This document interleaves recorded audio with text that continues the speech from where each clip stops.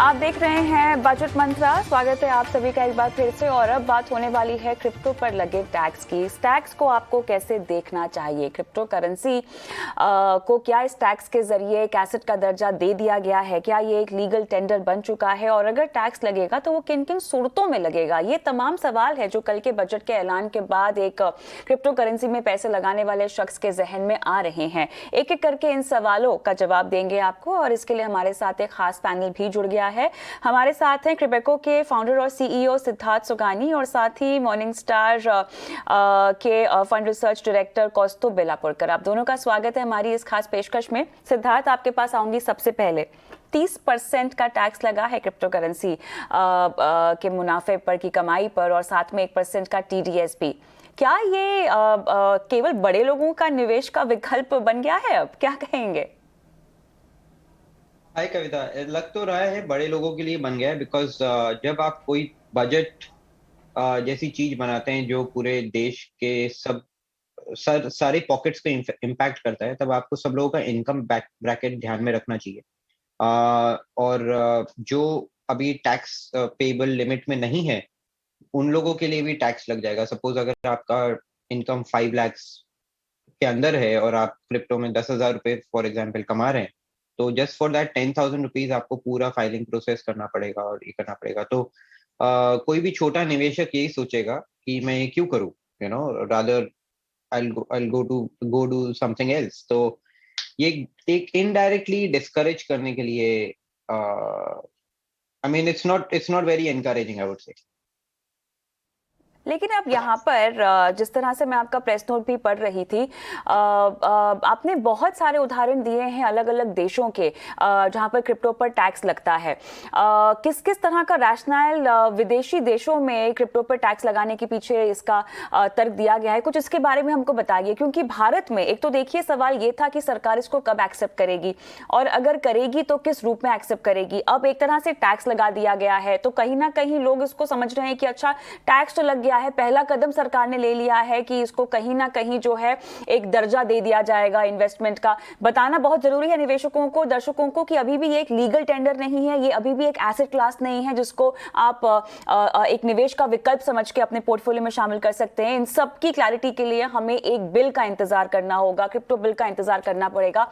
लेकिन उससे पहले जो टैक्स लगाया गया है, दुनिया भर में किस तरह से क्रिप्टो पर टैक्स लगता है, किस तरह सरकार रेगुलेट करती है और वसूली करती है? सिद्धार्थ। तो जैसे आप जर्मनी देखिए, जर्मनी के अंदर Germany was one of the first countries जहाँ पे ये रेगुलेट हुआ था 2010 के करीब। तो वहां पे आपके नॉर्मल इनकम स्लैब जो है, मतलब आपका यहाँ पे इन्होंने कैसा किया है, फ्लैट टैक्स लगाया है, मतलब हर एक के लिए 30% है। वहां पे अगर आपका इनकम लेवल 10% में है तो आप उसके हिसाब से लगाओगे। थोड़ा $10,000 से ऊपर गया तो 20% में लगाओगे। इस तरह से जर्मनी ने कर रखा है। अमेरिका के अंदर भी up to 10,000 some odd figure है, वहां तक आपका एक टैक्स परसेंटेज है। सो 12 से लेके 37% तक अलग अलग स्लैब्स के अंदर आप आपका इनकम टैक्स भर सकते हो। इवन जापान और कोरिया के अंदर भी, जापान में अप टू 55% है।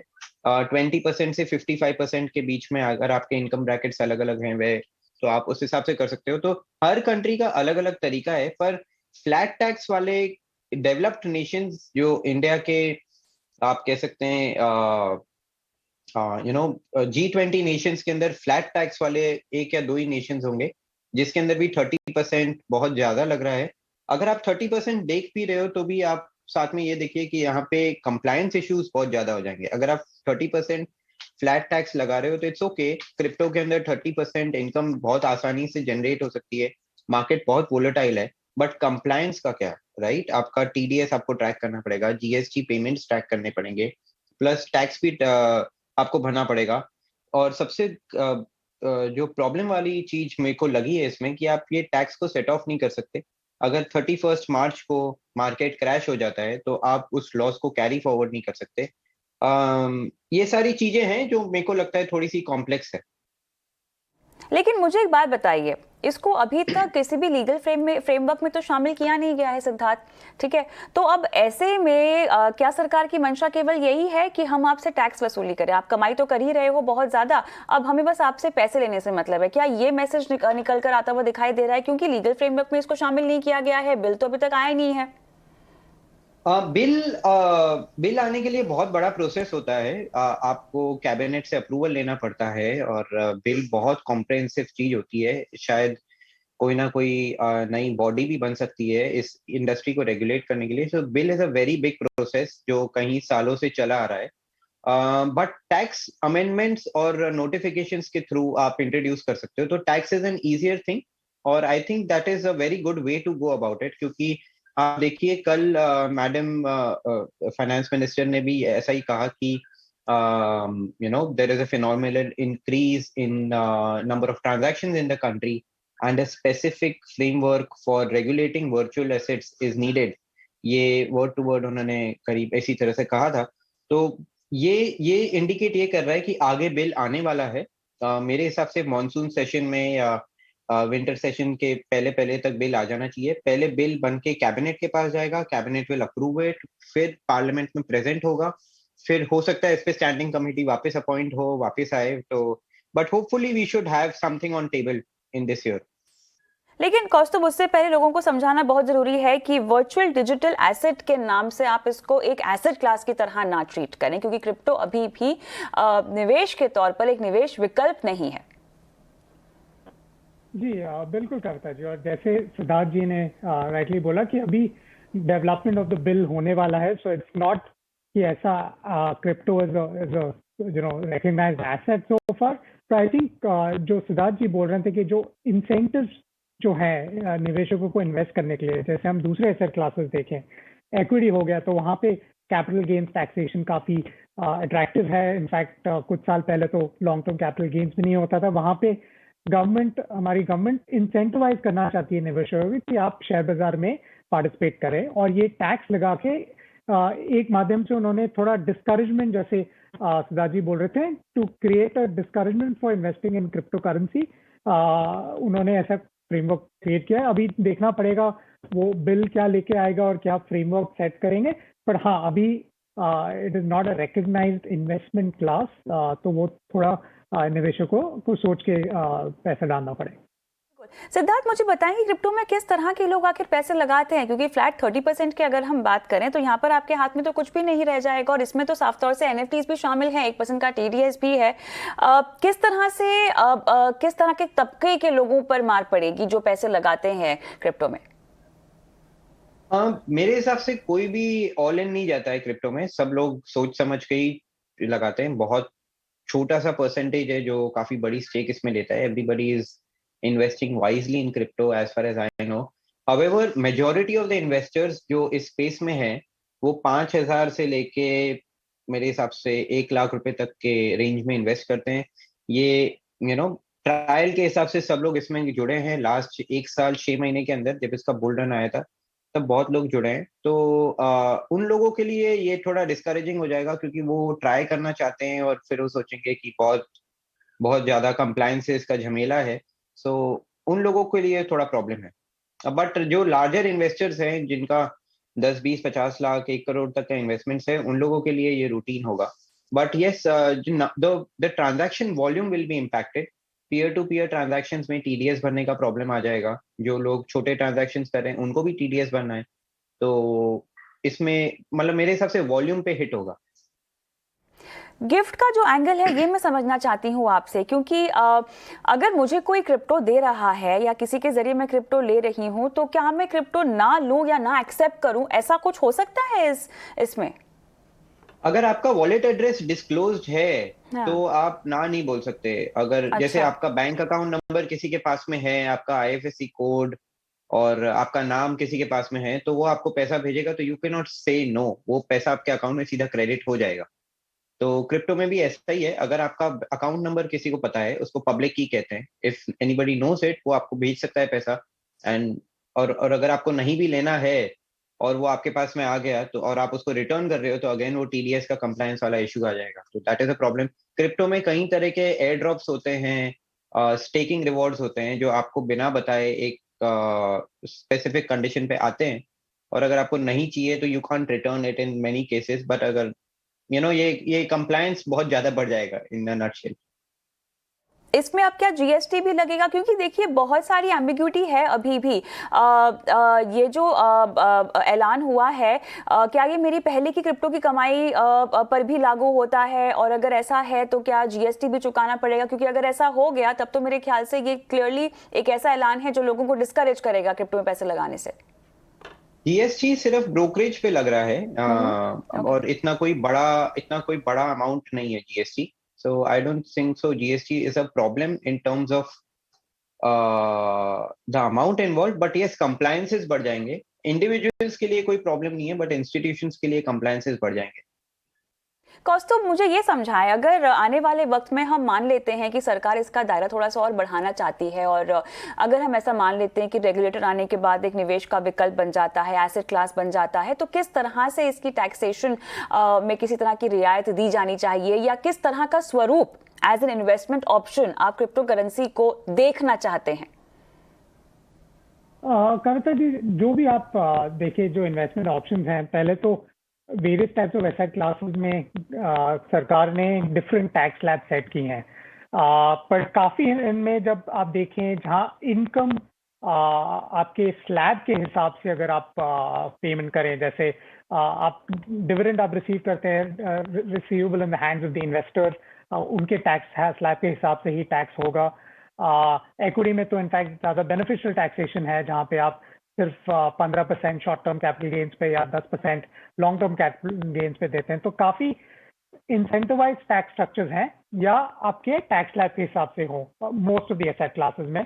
और जैसे आप डेट में भी देखें तो शॉर्ट टर्म कैपिटल गेन्स जाता है आपके टैक्स स्लैब के हिसाब से, और long term capital gains 20% with indexation, जिसमें काफ़ी इन्वेस्टर्स को रिलीफ मिलता है। तो अगर उस हिसाब से देखें एज एन इन्वेस्टमेंट क्लास, फिर अगर उनको इंसेंटिवाइज करना है, तो I think in line with that, जैसे सिद्धार्थ जी भी बोल रहे थे कि it gets tax at the hands of the investor as per the tax slab, फिर वो ज़्यादा क्लीन मैकेनिज्म होगा। बट ऑब्वियसली अभी का जो हम देख रहे हैं, इट्स मोर, जैसे हमारी रीडिंग है कि it's more to disincentivise people from because of the higher tax slab that is being put into place for सब इन्वेस्टरों के लिए। सिद्धार्थ, अब अगर बिल आता है, लगातार आप प्रपोजल्स पहुंचाते रहते हैं मिनिस्ट्रीज तक, मुझे बताएं कि किस तरह का स्वरूप आपको लगता है कि इस बिल का होना चाहिए, ताकि ये और तमाम एसेट क्लास मिलकर आपके पोर्टफोलियो में आपका मुनाफा बढ़ाए और कॉम्प्लीमेंट करें एक दूसरे को, अगर एज एन इन्वेस्टमेंट प्रोडक्ट हम साथ में लेकर इनको चलना चाहें तो। मेरे को लगता है इसको ज्यादा मुनाफे के हिसाब से ज्यादा नहीं देखना चाहिए। ये बहुत नेसेंट इंडस्ट्री है। ऑफ कोर्स आप इन्वेस्ट करें, इसमें कमाएं, बट ये इसके पीछे जो टेक्नोलॉजी है और जो प्रॉब्लम ये इंडस्ट्री सॉल्व कर रही है, जो Web3 और ये सारी जो चीजें आ रही हैं, ये सब ब्लॉकचेन और क्रिप्टो डिसेंट्रलाइज प्लेटफॉर्म्स पे चलेगी। सो गवर्नमेंट जो भी आगे बिल लाए, उनको ये चीज को ध्यान में रखना चाहिए कि इससे employment opportunities, in foreign investment और स्टार्टअप्स जो यहाँ पे हैं, उनको बहुत बड़ा स्कोप है। We should keep a bigger picture in mind, और अगर वो यहाँ पे फ्लरिश करते हैं तो वो बहुत जरूरी है, क्योंकि वो अगर इकोसिस्टम अगर आपको ग्रो करना है, तो ये जो स्टार्टअप्स जो बाहर जा रहे हैं, they should start operating from India. So that should be the vision behind the bill. वो खाली ये जैसे ये एसेट क्लास तो ये आपको दिख ही रहा है, और वोलेटाइल एसेट है, तो वो तो आपके इंडिविजुअल कैपेसिटी पे डिपेंड करता है कि आप कितना इसमें इन्वेस्ट करें। But overall this should be seen as a huge opportunity for India, where people can, it's like the second opportunity। Internet era के बाद में ये सेकंड टाइम है जब इंडियन डेवलपर्स और इंडियन इकोसिस्टम फ्रंट लाइन पे lead कर सकता है। हमारे पास में डेवलपर स्ट्रेंथ, और as a market we are a huge market, and we can embrace this technology. तो बिल आते टाइम ये देखा जाए कि ये इकोसिस्टम इंडिया में कैसे बढ़ सकता है। ये टैक्स और ये सारी कॉम्प्लिकेशंस कम करनी चाहिए। जैसे स्टार्टअप्स को टैक्स रिबेट मिलता है, क्रिप्टो कंपनीज को भी टैक्स रिबेट मिले, तो I think it will be better. साथ आखिरी सवाल सिद्धार्थ आपसे ये होगा, ई रुपया को लेकर जो हमारी डिजिटल करेंसी जिसका ऐलान किया गया है और आरबीआई को इसका खाका देना है, अब बहुत लोगों में डर ये भी है कि अगर ई रुपया आ जाता है तो कहीं ना कहीं क्रिप्टो को बैन करने की ओर भी सरकार ये कदम उठा सकती है। ये दोनों क्या कोएग्जिस्ट कर सकते हैं और अगर करेंगे तो कैसे? बिल्कुल कोएग्जिस्ट कर सकते हैं, ये एक दूसरे को कॉम्प्लीमेंट करने वाले हैं।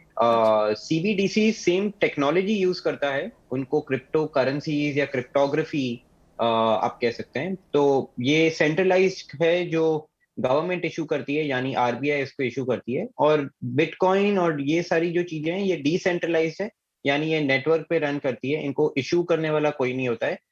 कोई जो सॉफ्टवेयर को क्रिएट करता है वो उसको ओपन सोर्स कर देता है, anybody can come join the network and run it. तो इसके पीछे कोई सॉवरेन इन्वॉल्व नहीं है। ये दोनों चीज साथ में कोएग्जिस्ट कर सकती है। आप सेंट्रलाइज्ड करेंसीज को रेगुलेट कर सकते हो, डिसेंट्रलाइज्ड करेंसीज नेटवर्क बेस्ड है तो आप उनको ज्यादा रेगुलेट नहीं कर सकते, खाली उनके निवेश पर आप जैसे टैक्स लगा सकते हैं या टीडीएस लगा सकते हैं। बट अदरवाइज ये डिसेंट्रलाइज्ड है, ये अनरेगुलेटेड, आप मतलब I would say it is regulated by its own protocol.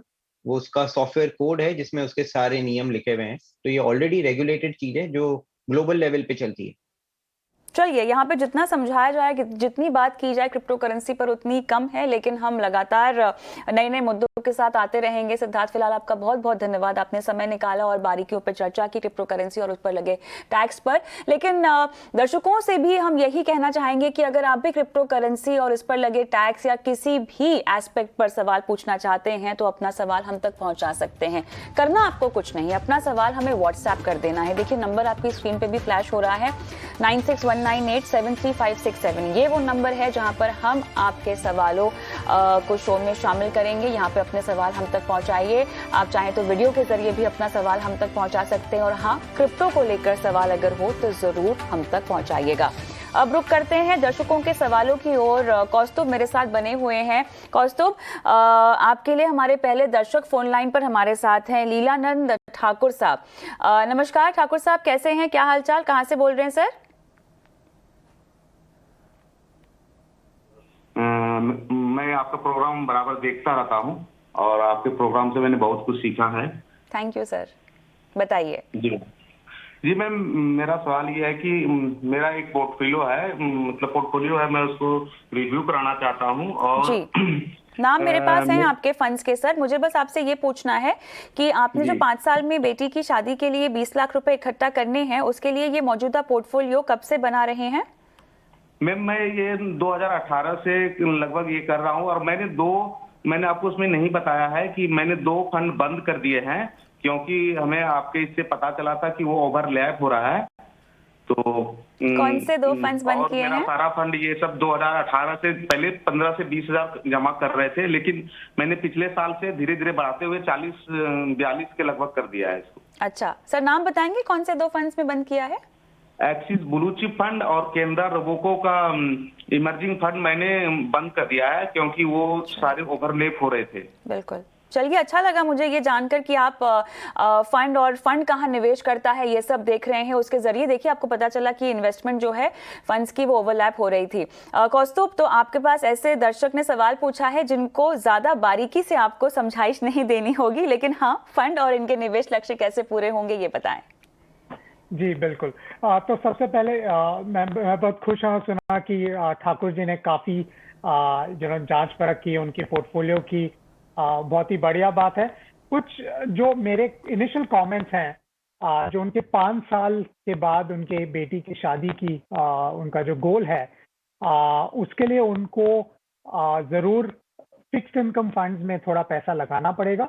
और मेरे हिसाब से उनका जो अभी का एसआईपी अमाउंट है उसमें से 40% फिक्स्ड इनकम फंड्स में उनको डालना चाहिए, क्योंकि जैसे हमने सब ने देखा है कि मार्केट का उतार चढ़ाव चलता रहता है। और आपको अगर बेटी की शादी करनी है, आपको जमा पूंजी 20 लाख इकट्ठा करना है, उस पर हम कुछ ज्यादा रिस्क नहीं ले सकते, क्योंकि 5 साल के बाद आपको वो 20 लाख का अमाउंट चाहिए ही होगा। इसलिए वो 40% आपके एसआईपी से नेक्स्ट 5 साल के लिए मेरे हिसाब से शॉर्ट ड्यूरेशन फंड और कॉर्पोरेट बॉन्ड फंड में आप निवेश कीजिए। और हमने कुछ नाम का सुझाव दिया है जिसमें आप निवेश कर सकते हैं अगले 5 सालों के लिए 40% आपके SIP अमाउंट से।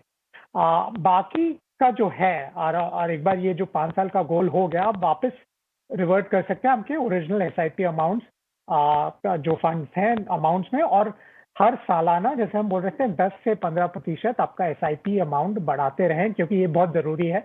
हमारा इनकम बढ़ता है पर हम SIP उतना का उतना ही रखते हैं, तो ये बहुत ज़रूरी बात है कि हर साल हम 10 से 15% अपने SIP की अमाउंट बढ़ाते रहें।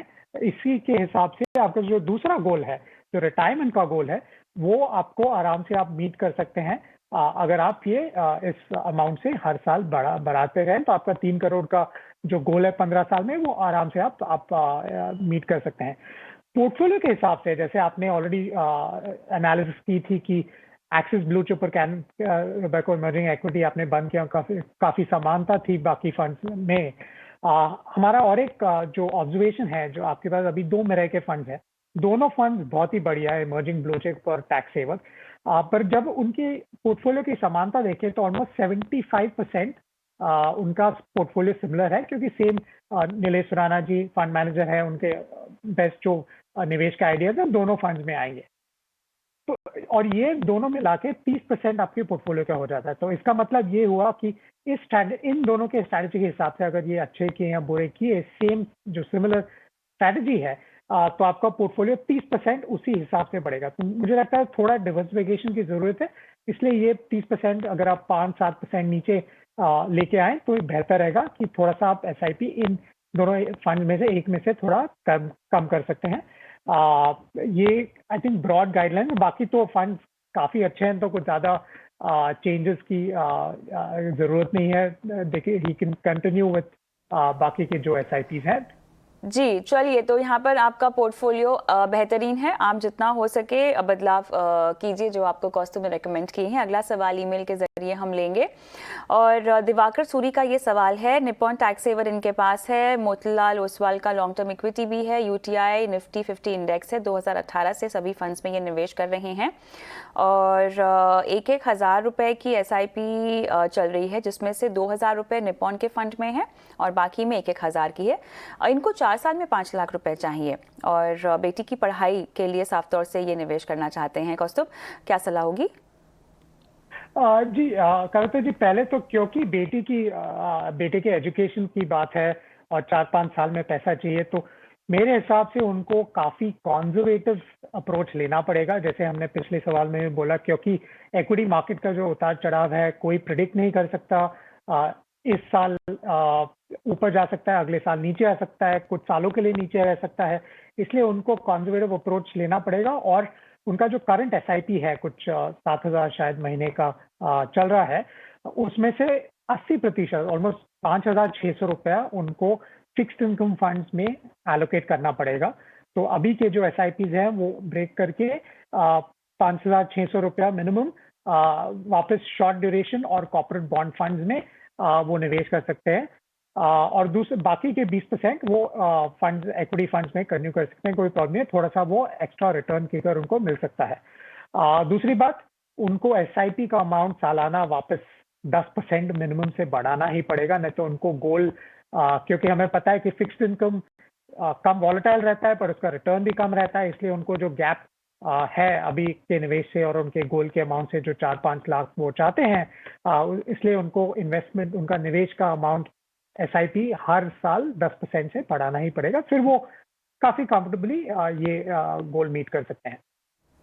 चलिए, इसी के साथ मेरे ख्याल से आज की इस पेशकश को हमें यहीं समाप्त करना होगा। कौस्तुभ, आपका बहुत बहुत धन्यवाद, समय निकाला आपने और बारीकी से दर्शकों को उनकी फाइनेंशियल प्लानिंग और आर्थिक लक्ष्यों को अचीव करने में उनकी सहायता की है, अपनी सलाह दी है। जाते जाते दर्शकों को बता दें कि आपके फाइनेंशियल पोर्टफोलियो में निवेश, इंश्योरेंस, क्रेडिट कार्ड, लोन या इवन क्रिप्टो पे अगर आप कोई सवाल हमसे पूछना चाहते हैं तो मनी मंत्रा आपको सबसे अच्छे एक्सपर्ट से तमाम सलाह दिलाएगा। आपके जितने भी